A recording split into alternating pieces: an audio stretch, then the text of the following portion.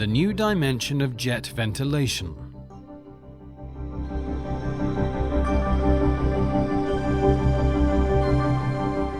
SHJV. Superimposed high-frequency jet ventilation.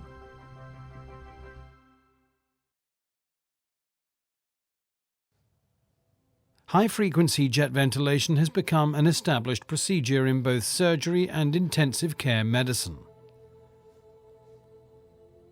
Conventional ventilation techniques pose a number of problems for the surgeon, as well as for the anesthesiologist.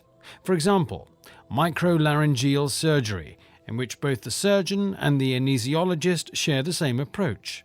The anesthesiologist needs a secure and uninterrupted airway, while the surgeon needs access to the surgical field and good visibility, as well as time and freedom to manipulate organs, structures, and equipment, such as surgical lasers.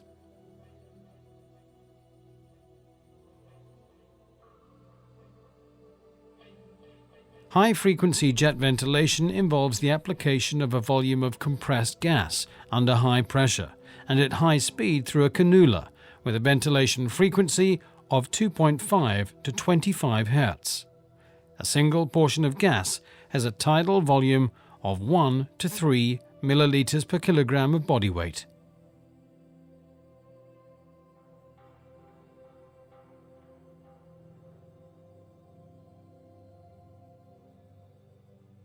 There can, however, be complications when the jet cannula becomes dislocated or is poorly positioned.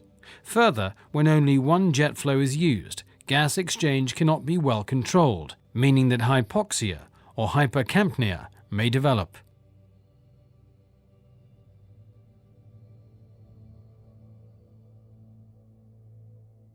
The ideal form of jet ventilation is superimposed high-frequency jet ventilation.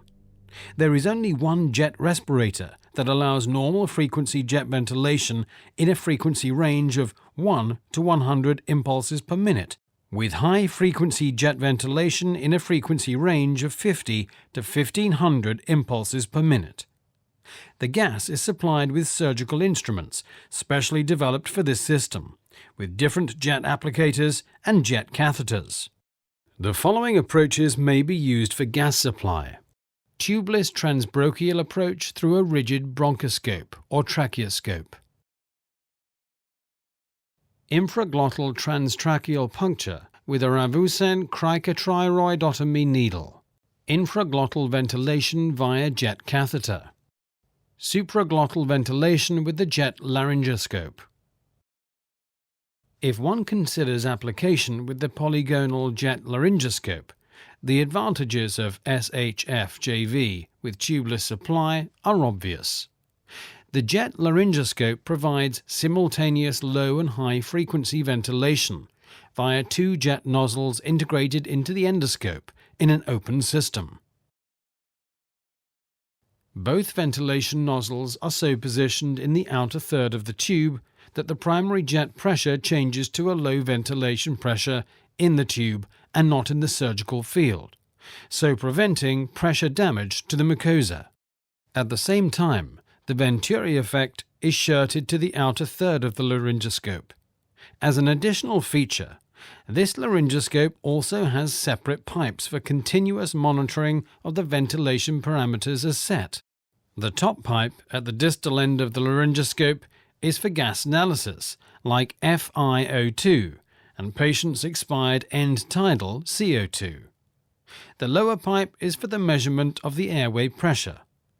The opening on the instrument grip is for moisturizing and warming the ventilation gases with a special active moisturizing system. The low-frequency jet ventilation produces a variable inspiratory plateau, but no expiratory pressure plateau. High-frequency jet ventilation, in contrast, produces, depending on frequency, length of inspiration and the dimensions of the jet tube, an intrinsic PEEP, and so an end expiratory pressure plateau. Combined high and low frequency jet ventilation allows a continuous positive end expiratory pressure plateau and an additional elevation of the inspiratory pressure plateau. Measurements with a lung simulator very clearly show that only the combination of low and high frequency ventilation provides sufficient respiratory displacement, especially with limited pulmonary compliance. First, one sees the achievable respiratory displacement with low frequency jet ventilation alone, and then the respiratory displacement with high frequency jet ventilation at 1 bar and 8 Hz. Finally, one sees very impressively with unchanged respirator settings that the respiratory displacement almost doubles when low-frequency ventilation and high-frequency ventilation are used together. This multiplication of the displacement is due to the optimal utilization of the Venturi effect. Both low and high-frequency jet ventilation used alone are inferior to the combined application, superimposed jet ventilation.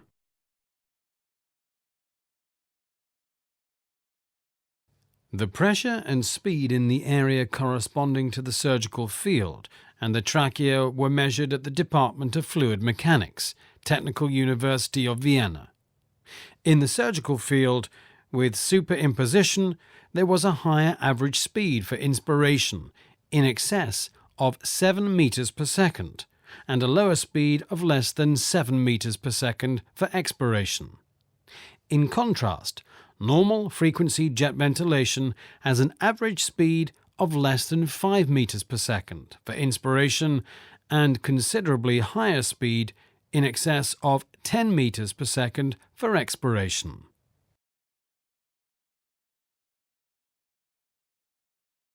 In the trachea, with normal frequency jet ventilation, speed during inspiration is considerably lower, but during expiration it is higher. With superimposed jet ventilation, speed is distinctly lower in the expiratory phase and higher in the inspiratory phase. Superimposition assures higher gas speeds with smaller variations in speed. Respiratory pressures measured at the same site in the surgical field show distinctly lower pressure in the inspiratory phase, with lack of end expiratory pressure as compared to superimposed jet ventilation. The presence of positive end expiratory pressure prevents the dissemination of blood, secretion, and tissue particles, as well as aspiration.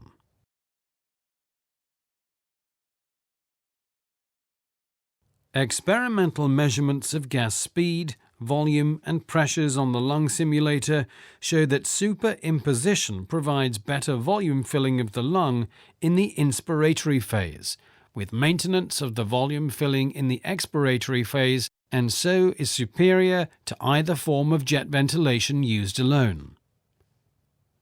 These experimental results were also confirmed in clinical practice.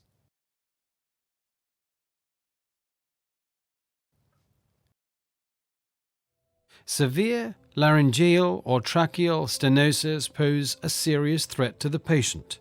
A sudden airway obstruction due to a foreign body or rapidly progressing stenosis due to trauma or inflammation can cause severe acute symptoms, but a slowly progressing narrowing of the laryngeal lumen of as much as 80% will be tolerated well by patients. Further increase in stenosis by a few percent, for example due to swelling, can quickly lead to life-threatening dyspnea. The therapeutic aim in such cases is fast re-establishment of the airway to assure the patient's survival. Intubation of high-grade stenosis, for example with a glottal opening of 3 mm, is not possible. One option would be a primary tracheotomy or the use of the tubeless jet technique.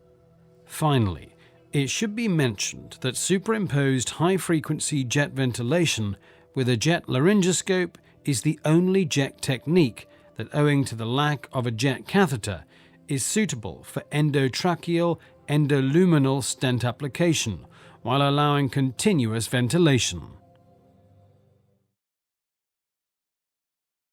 A congenital anterior web is treated by gentle laser transection.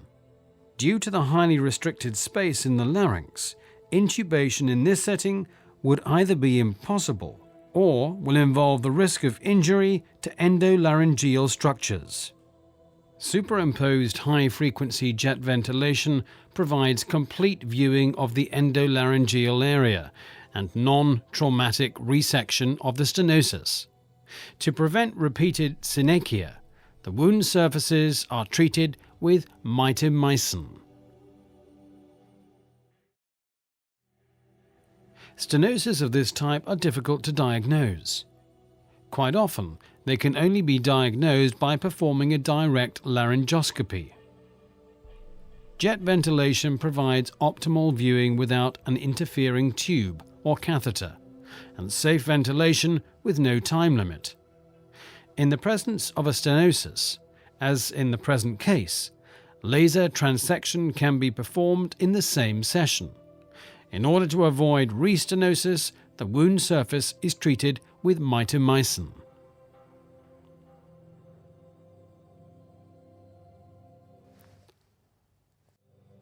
Particularly in cases of tracheal processes, such as this case of a granulation tissue polyp, jet ventilation is beneficial because diagnosis, as well as therapy, can be performed under unobstructed viewing and continuous ventilation. The jet tracheoscopy tube permits viewing of the entire trachea by the microsurgical approach. The polyp is seized with the mini forceps and can be resected at the base in a non-traumatic manner by the use of CO2 laser. A special advantage of superimposed high-frequency jet ventilation when using laser is the absence of a tube or catheter on the one hand, and the device's automatic adjustment to the FiO2 concentration in the field of surgery on the other. Subglottic stenosis frequently result from long-term intubation. If the stenosis are short, one may attempt treatment with endolaryngeal laser resection and mitomycin therapy. Without a tracheotomy, such an operation can only be performed under jet ventilation because intubation is rendered impossible by the small size of the stenosis. In cases of one-sided vocal cord paralysis, the paralyzed vocal cord is positioned in the middle by injection augmentation, and the closure of the glottis is thus improved.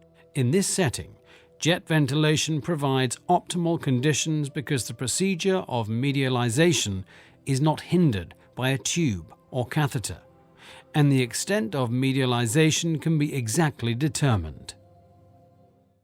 The TwinStream is an extremely valuable device for endolaryngeal microsurgery.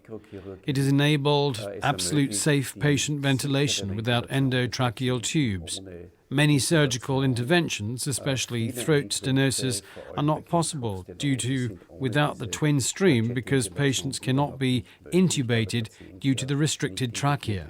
A further possibility to use jet ventilation is a laser surgery because there is no endotracheal tube inside. The ET tube cannot be burned because the oxygen concentration will automatically be reduced to 35%. During surgery, the jet ventilation is an absolute necessity for the safety of the patient.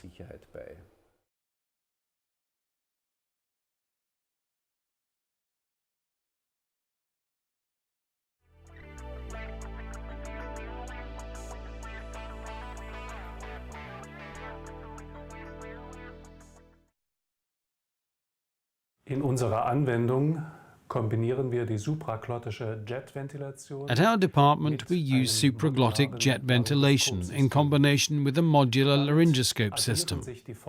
This approach combines the advantages of both systems, which are the following. 1. The extended cone-shaped access to the surgical field with the necessary freedom to manipulate the instruments. 2. the possibility of performing surgery without a tube, and consequently the extended surgical field. 3. The absolute laser safety of the system. Besides, during the operation, the surgeon can switch from conventional surgery to laser application. Problemlos zwischen konventionell chirurgischem Arbeiten und Laserapplikation zu wechseln.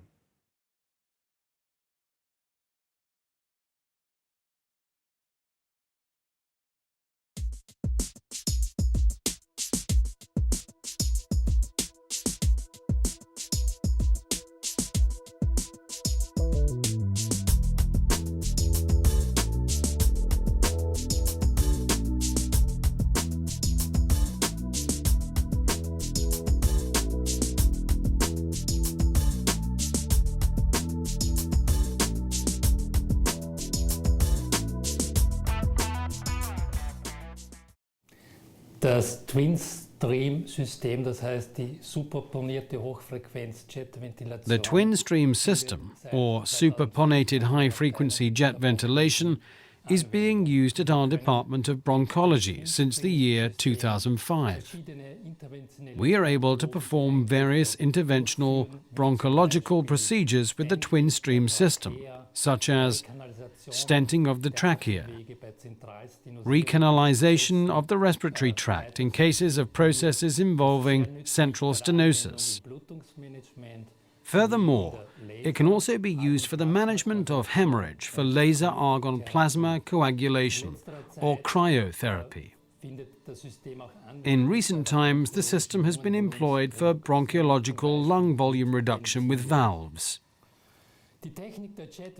The technique of jet ventilation is a basic prerequisite for all of these procedures using the rigid bronchoscope.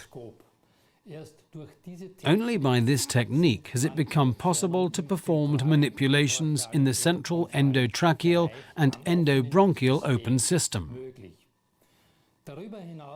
Besides, jet ventilation with TwinStream permits tubeless ventilation in cases of stenosing, tracheobronchial processes in high location in the respiratory tract, as well as in various bronchoplastic chest surgery interventions.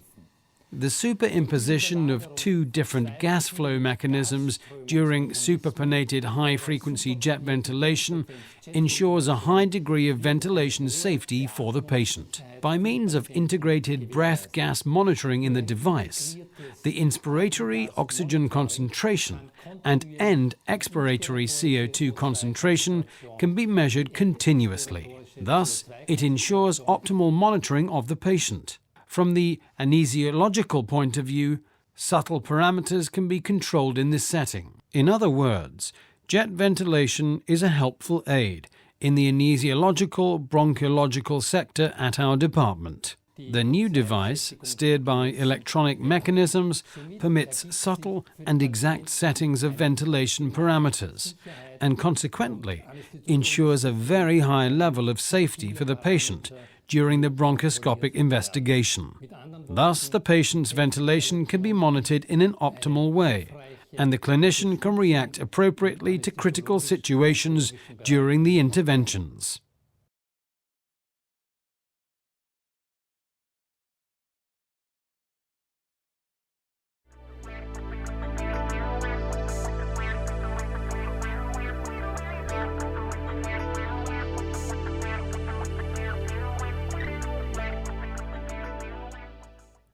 Vera's technique. Pulmonological patients are generally in poor general condition, with reduced vital reserves of the lung, poor lung capacity, and limited lung function, and therefore present a risk from the anestesiological point of view. Interventional procedures are usually performed under rigid bronchoscopy. A new and gentle ventilation technique for flexible bronchoscopy developed by Dr. Veres and Dr. Slavai is being used since 2008 at the Krems Clinic. This ventilation technique has been routinely used thus far with no complications in nearly 500 patients. Within the hospital, the method is known as the Veres method. A so-called jet converter is connected to a commercially available laryngeal mask, and the patient is ventilated by the supraglottic approach. The flexible endoscope, or the endobronchial ultrasound probe, is introduced through the jet converter. Continuous and sufficient ventilation with no temporal limitations is ensured throughout the procedure. Anesthesia is delivered under intravenous administration of hypnotic and analgesic agent without muscle relaxation, because the technique does not require overextension of the head, as is the case when a rigid bronchoscopy is performed. Thus, patients with limited mobility and symptoms in the cervical spine can also be investigated in a very gentle manner. A further advantage of the technique employing the jet converter is that injury to the trachea, the tracheal region or the glottis secondary to the supraglottic position of the laryngeal mask can be avoided. Thus, ventilation of the patient through the jet converter provides optimal conditions for therapeutic manipulations, such as recanalization, the treatment of benign or malignant stenosis, laser therapy, cryotherapy, and argon plasma coagulation, as well as electrocoagulation or brachytherapy. Durch diese Methode haben wir die Erfahrung, dass die Risikorate viel niedriger geworden ist.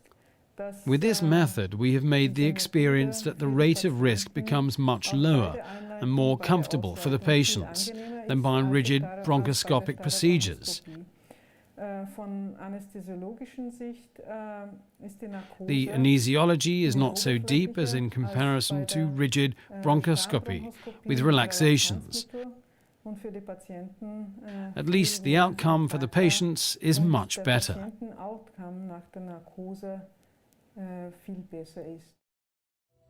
Diagnostic procedures with the endobronchial ultrasound are usually performed by patients' spontaneous breathing. In this case, the efficiency and success will be strongly influenced by the breathing excursions of the lung. The supraglottic ventilation with jet converter and larynx mask allows a precise adaptation of high-frequency impulses with smallest tidal volume. Superponated high-frequency jet ventilation ensures optimal contact with the wall of the trachea, which is especially important for lymph node punction or diagnosis with EBUS, and guarantee optimal working conditions. Although the patients investigated by this procedure usually present with reduced lung compliance and limited lung mechanics and are generally difficult to ventilate by conventional ventilation procedures, satisfactory oxygenation and ventilation in all phases of the intervention have been achieved by the use of superponated high-frequency jet ventilation. From my point of view, I will recommend this comfortable method.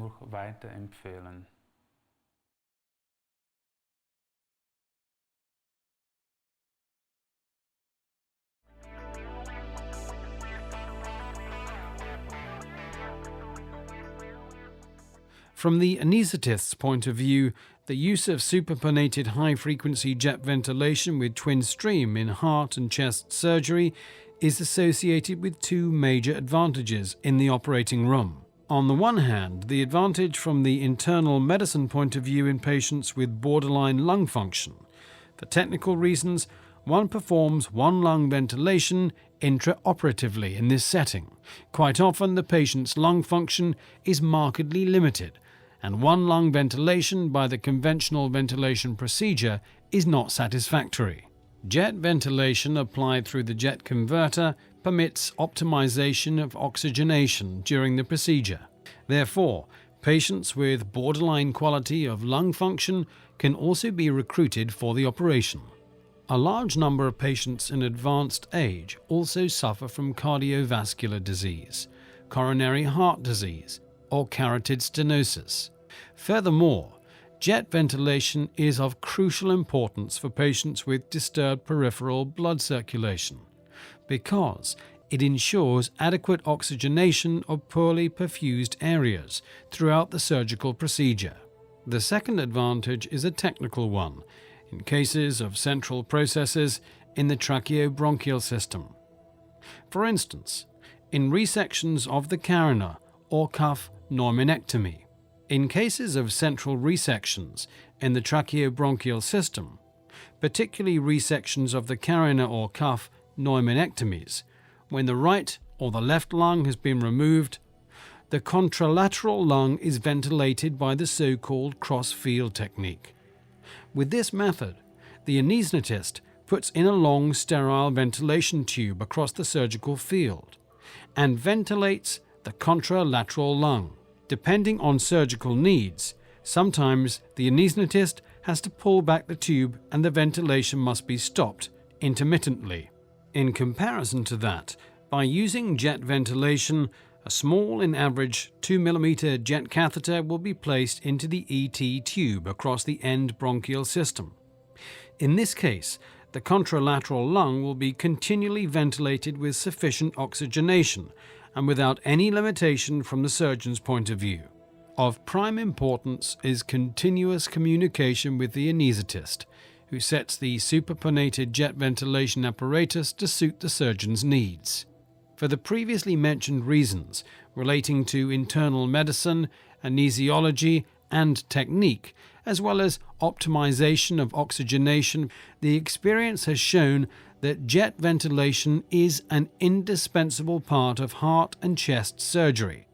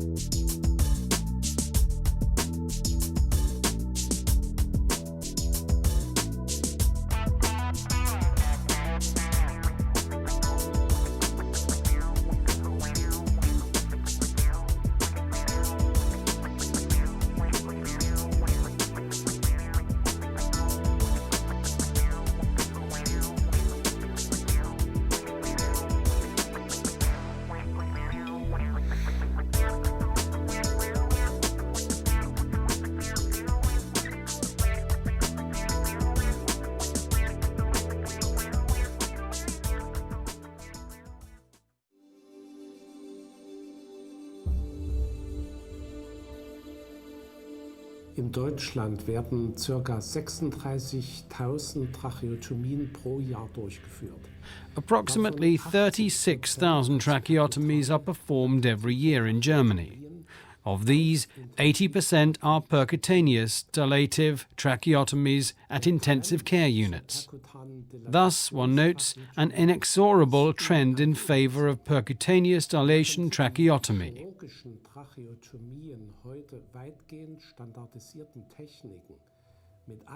While the large majority of surgical tracheotomies are currently performed by standardized techniques, involving the placement of an epithelial stoma, percutaneous dilation tracheotomy, by the use of various techniques employing ready-to-use sets, is a procedure subject to rapid advancement.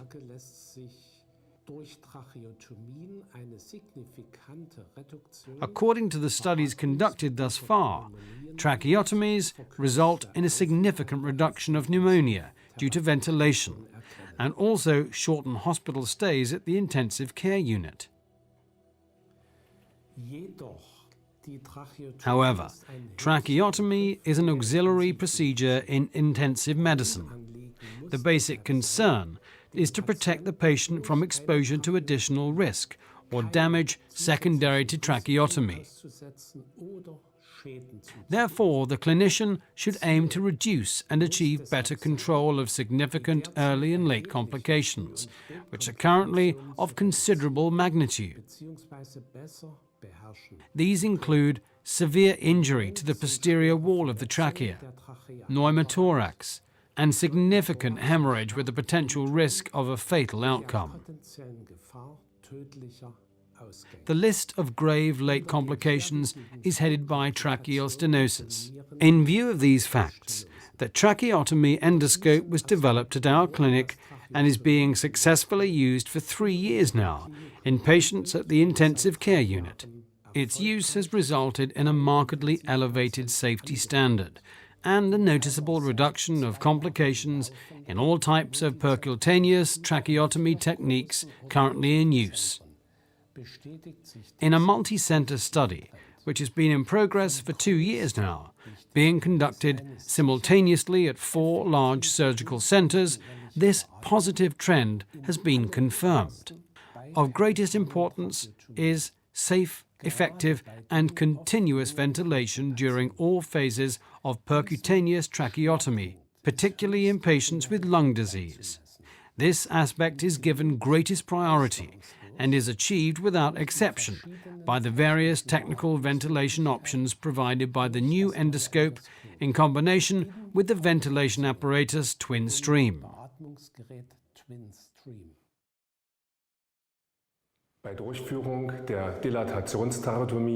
The advantages of SHJV can be utilized when performing dilation tracheotomy with the clem tracheotomy endoscope. The endoscope was developed with connections for SHJV. Additional channels serve to measure ventilation pressure as well as end tidal CO2. Pressure measurement at the tip of the endoscope permits continuous registration of ventilation pressure and thus helps to avoid barotrauma. Superponated high-frequency jet ventilation is a ventilation technique by which 2 gas jets of different frequency are employed simultaneously. Thus, inspiration is accompanied by an increase in the overall rate of breath gases. The suction effect, the so-called Venturi effect, in the region of the jets causes additional ambient air to be aspirated. As a result, the effective tidal air is increased. Due to these properties, adequate tidal volumes can be used even in the presence of a fully open system. As SHJV ventilation through a jet laryngoscope can be easily performed through higher grade stenosis as well, we decided to employ this ventilation technique, which was originally developed for endoscopic interventions for the purpose of percutaneous dilation tracheotomy, using the tracheotomy endoscope. Smooth and continued oxygenation and ventilation are achieved during all phases of tracheotomy until blockage of the tracheal cannula.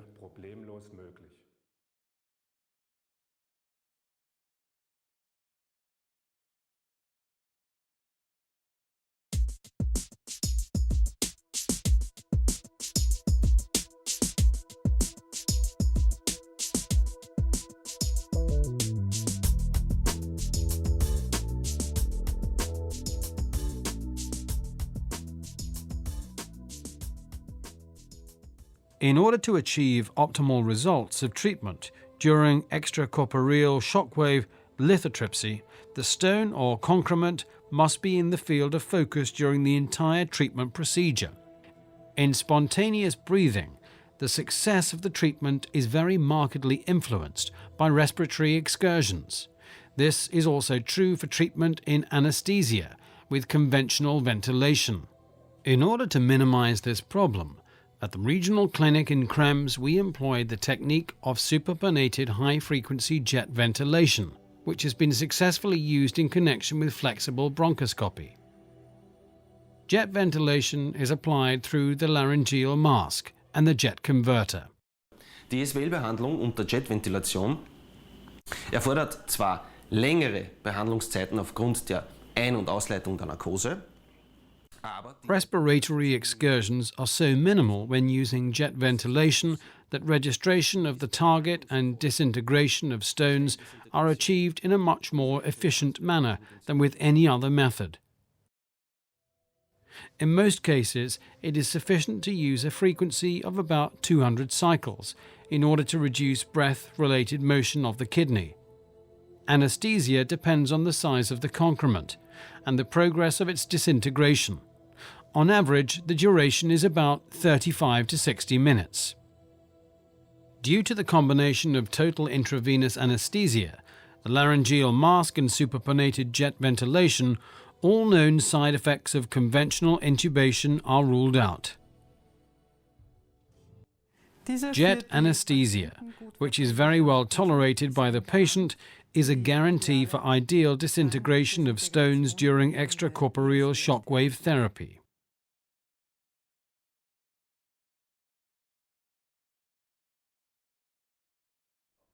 Wir haben die superponierte Jetventilation. We have successfully used superimposed jet ventilation on more than 2,500 patients.